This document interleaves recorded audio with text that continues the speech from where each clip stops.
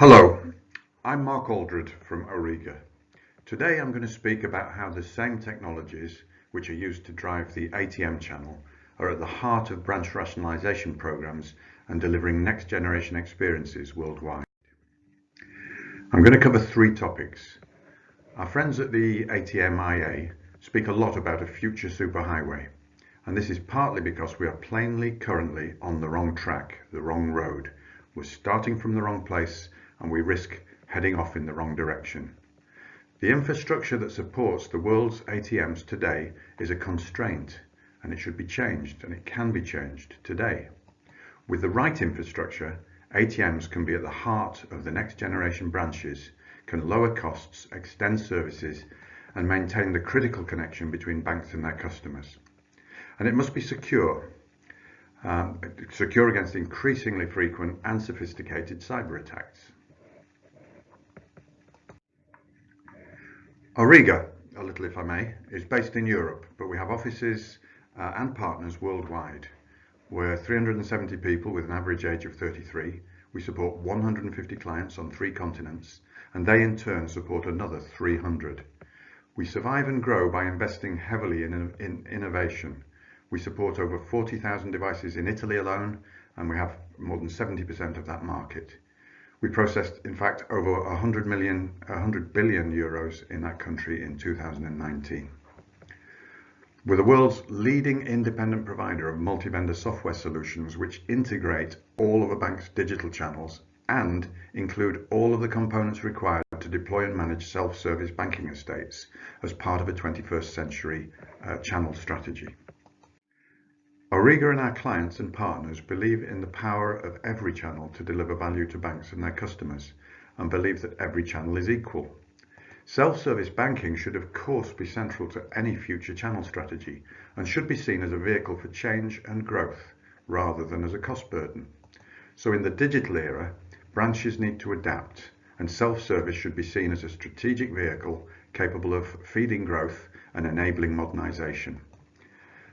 Banks worldwide are deploying in-branch technologies to accommodate clients' changing behaviours and expectations and to deliver services efficiently. They're exploiting their branch estate and ATMs to change the way they engage with their customers.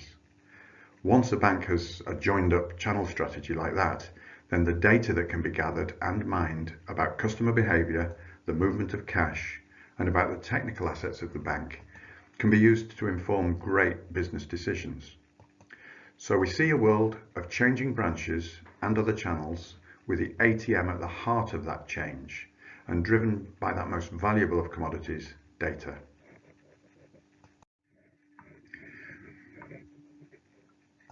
Research shows a trend towards branch transformation and branch rationalisation, and it's driven by a cost reduction agenda.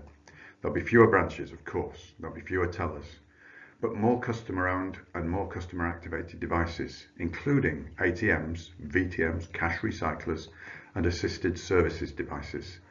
As a result, shipments of new ATMs in many regions will continue to grow, and in others we'll see high volumes of shipments of new device types.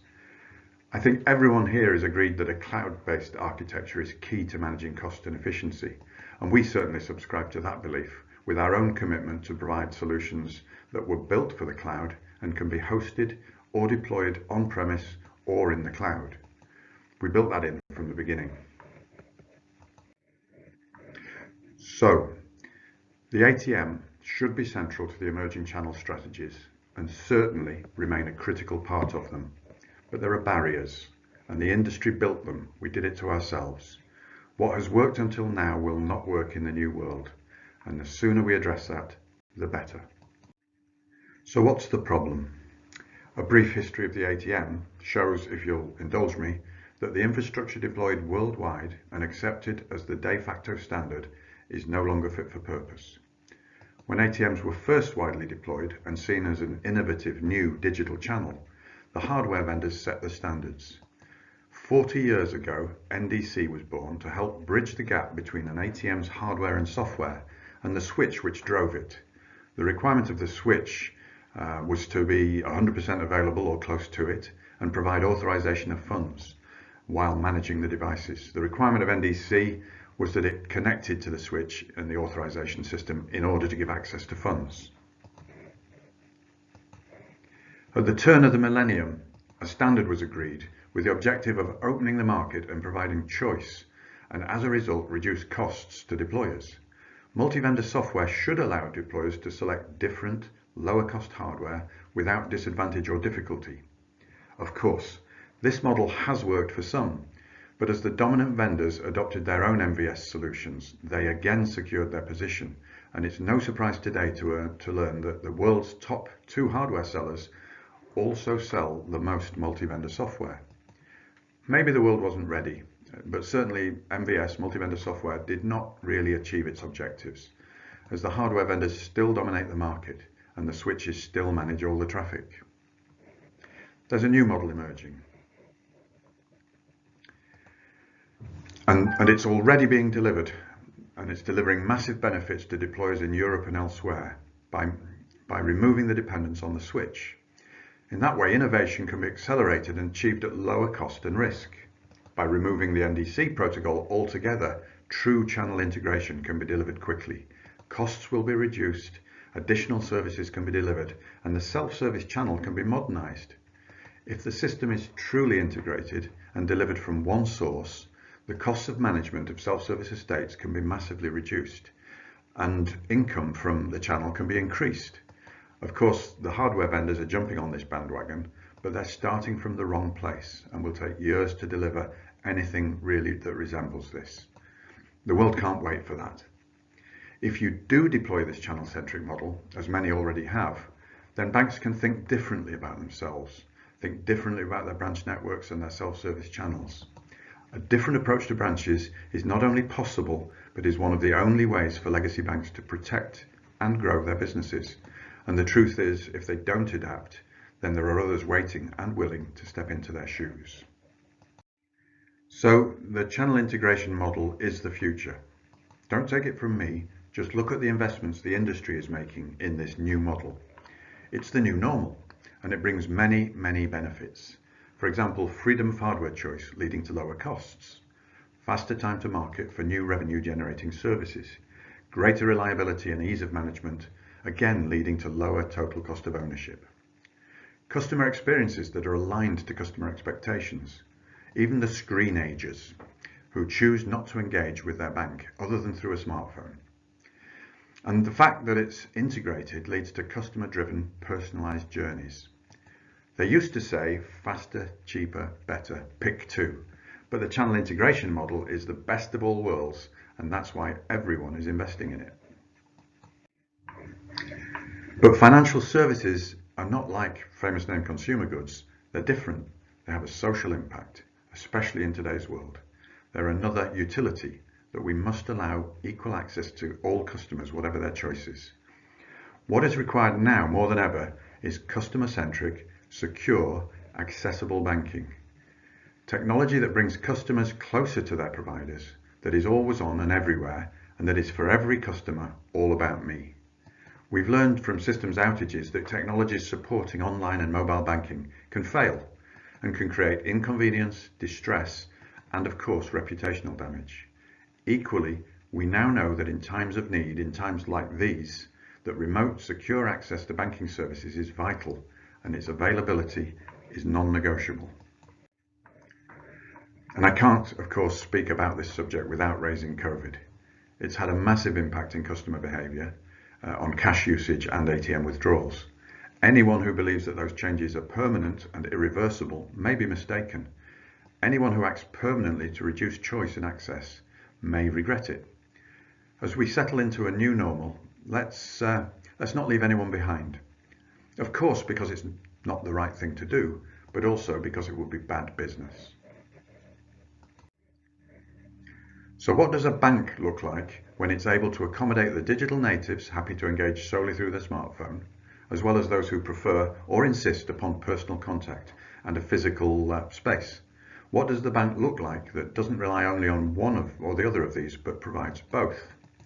Well, it looks different to a legacy bank, that's for sure, but it must be much more than a one-product, app-based neobank or fintech. In the challenger branch of the future, 24-hour banking is supported by remote video assistance, while optionally the daylight branch could be manned with staff who focus on customer care. The new branch can be compact because technology enables it. It will be lower cost and generate more income than any existing model. It can be rapidly deployed and sited wherever the demand is, and of course it can be shared so that the clients of multiple banks can be serviced equally in the same space. So even if an initial assessment of demand suggests a location may not justify a branch when measured by legacy standards, here is a way to retain a profitable presence and have all the add-on benefits of being the bank that didn't leave town. New lean branches are secure, safe and private spaces where every aspect of a bank service can be delivered to its customers and others. These new branches are the future, but deliverable now because the hardware and software required already exists and because we don't need to use the legacy infrastructure anymore. They are proven in the worldwide delivery of services through ATMs and other self-service devices. So it's a proven technology available now.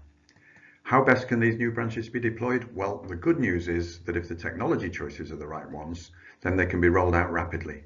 Where traditional branches no longer justify themselves, deploy a lean branch as a cost-effective alternative.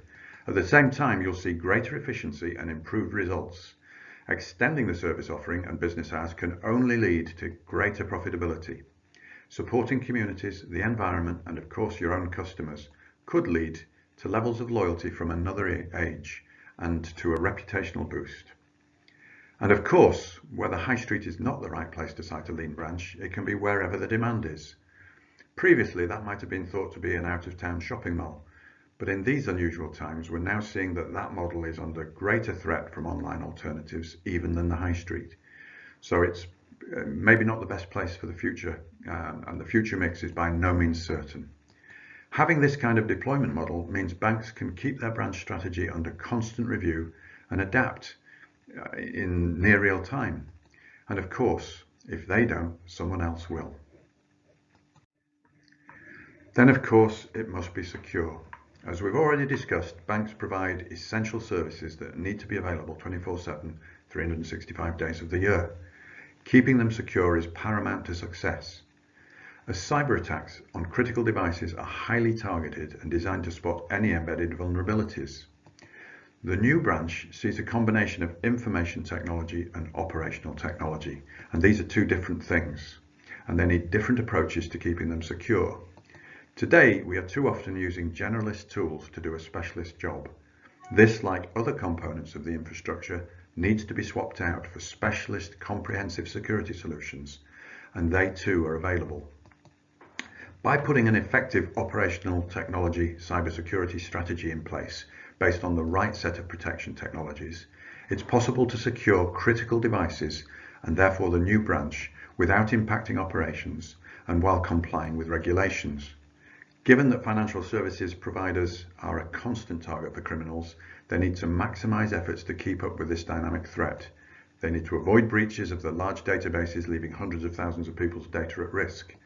In considering a cloud deployment with all its advantages, it's important that the cloud services must comply with cybersecurity standards themselves that guarantee the integrity of the data of the users and the companies that contract the services.